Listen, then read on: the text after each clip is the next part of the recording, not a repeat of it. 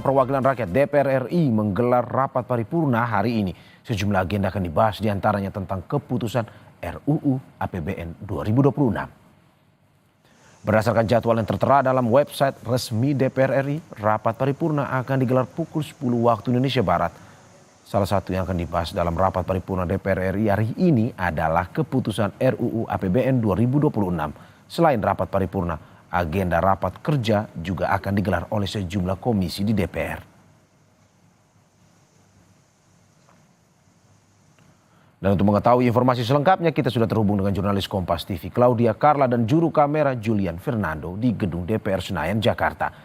Carla, selamat pagi. Selain pengambilan keputusan terhadap RUU tentang APBN tahun anggaran 2026, rapat paripurna yang digelar hari ini akan membahas apa saja dari informasi yang Anda peroleh?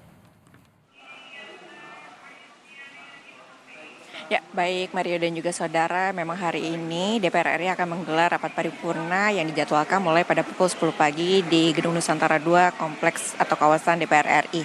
Dan adapun selain membahas tentang putusan RUU APBN 2026, akan ada agenda lainnya yang akan dibahas, diantaranya adalah laporan Badan Legislasi terhadap hasil pembahasan atau perubahan prolegnas RUU tahun 2025 hingga 2029, lalu kemudian pengambilan keputusan untuk anggota Dewan Komisioner dari LPS atau Lembaga Penjamin Simpanan, lalu kemudian pengambilan keputusan untuk Hakim Agung dan ad hoc HAM pada Mahkamah Agung, lalu juga terakhir adalah pendistribusian pengambilan keputusan untuk Ketua dan anggota Komite Badan Pengatur Penyediaan dan Pendistribusian Bahan Bakar Minyak untuk periode 2025 hingga 2029.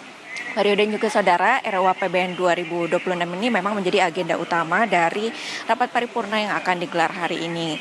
Ada beberapa perubahan terkait dengan RUU APBN yang memang sebelumnya dicanangkan oleh mantan Menteri Keuangan Sri Mulyani dengan Menteri Keuangan saat ini yaitu Purbaya. Di antaranya adalah bertambahnya jumlah transfer ke daerah atau TKD yang semula dari 650 triliun rupiah menjadi 693 triliun rupiah. Lalu kemudian memang ini ada lagi yang lainnya, belanja negara ini yang semula 3,786 triliun rupiah menjadi 3,842 triliun.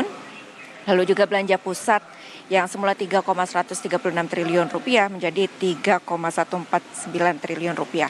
Tentunya penambahan sejumlah dana pada pos-pos ini juga memberikan efek pada keseluruhan RUU APBN 2026. Salah satunya adalah peningkatan defisit ataupun defisit yang melebar yang sebelumnya ini sebesar 2,48% dari produk domestik bruto atau setara 638,8 triliun rupiah yang saat ini menjadi 2,68% ataupun 689,1 triliun rupiah. Namun terkait dengan pelebaran defisit ini, Purbaya memang telah mengatakan sebelumnya tidak perlu khawatir karena memang akan disiasati dengan menerbitkan surat utang ataupun saldo anggaran lebih. Dan terkait dengan hal ini, Menteri Purbaya ini belakangan memang menjadi sorotan karena sekitar 2 minggu menjabat ini telah memberikan beberapa gebrakan. Di antaranya 5 gebrakan yang telah diberikan oleh Menteri Keuangan Purbaya adalah menolak teks amnesti berulang, kemudian menaikkan defisit anggaran